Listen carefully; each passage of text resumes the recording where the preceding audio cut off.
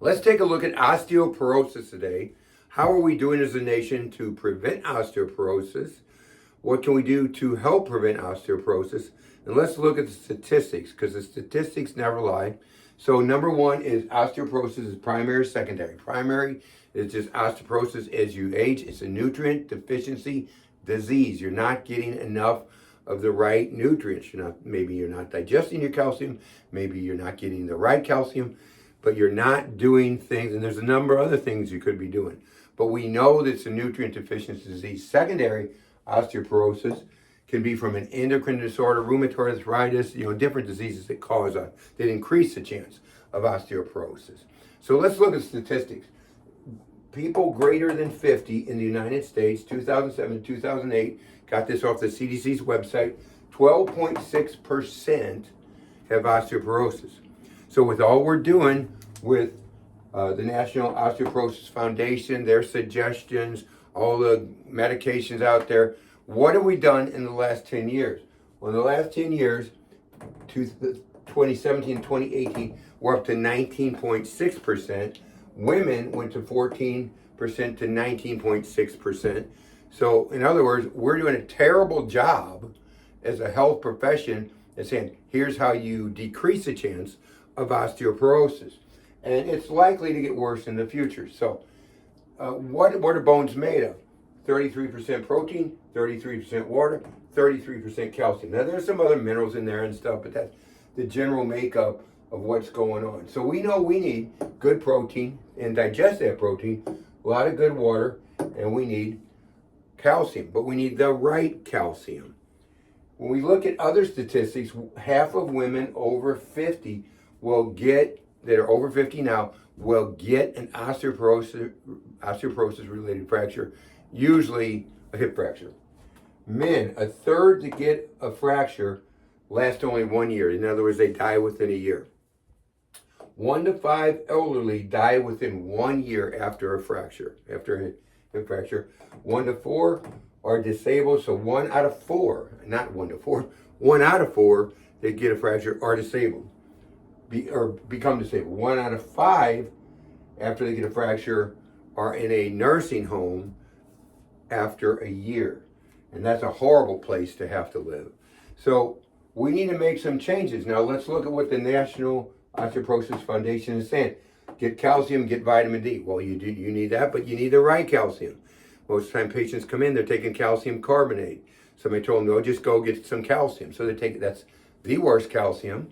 It takes 12 steps to convert to calcium bicarbonate. Can't convert to calcium phosphate. That's what the body needs. That's what the bone needs, calcium phosphate. Vitamin D, yeah, you need it if your vitamin D levels are low, but you have to get it tested. If the vitamin D levels are too high, calcium follows D into the bloodstream, and that can cause plaquing. So you don't just want to keep taking a lot of vitamin D, you have to get it tested. So we test, on blood tests, we test vitamin D, so we know where we're at. Smoking and alcohol is going to decrease bone mineral. So you don't want to be doing that. I get a lot of smokers in, well, my lungs are okay.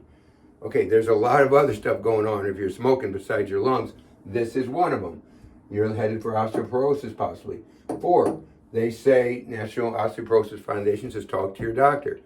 Kind of got to question that a little bit because doesn't seem like we're doing. I'd change that to speak to your doctor that knows nutrition, because this is a nutrition disease.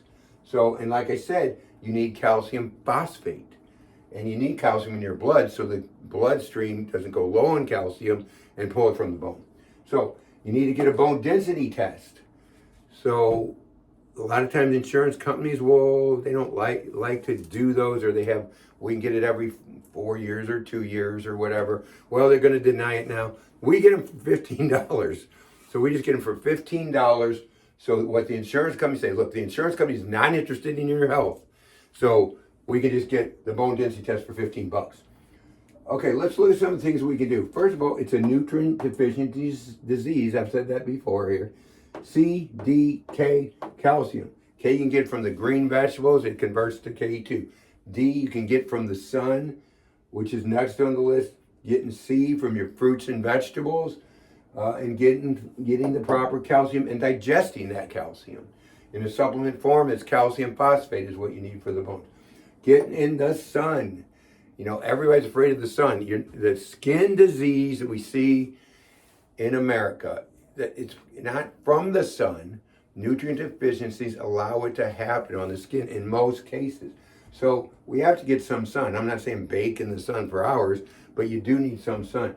Postmenopausal women, they will get more, it increases the chance of osteoporosis. So in all our patients, we're looking at that. We might be running hormone tests. We're looking at the vitamin D levels. We're looking at the patient as a whole patient, not just one individual thing. History of fracture, smoking and alcohol, again, increases. So I got this little blue line to show that. Sedentary, if you're just sitting around and doing nothing, you're not getting weight-bearing exercise, you get a much better chance of getting osteoporosis. So get out and walk. Run if you can. Do some weight-bearing weights. Do weights. Go to OsteoStrong. Do something that's going to help your bones produce bones. It's going to, stress those bones so they can do what they're supposed to do. So sedentary lifestyle is something we do not want. I watched my mother go straight downhill with osteoporosis and lose a foot in height and end up in a wheelchair because she just wouldn't do what I was telling her to do. She just wanted to do it. And I understand that. You're not going to listen to your kid. But, she just wouldn't do that. So caffeine, another thing that can help, can increase the chance, of osteoporosis. Medications, proton pump inhibitors for the stomach to help with digestion. Those should be used short-term only if they're used. And if that's not working, call us and we'll fix your gut. We'll get the right things, lower the pH of the stomach, get things going and fix your gut. The gut's the key to health. But those medications can cause that.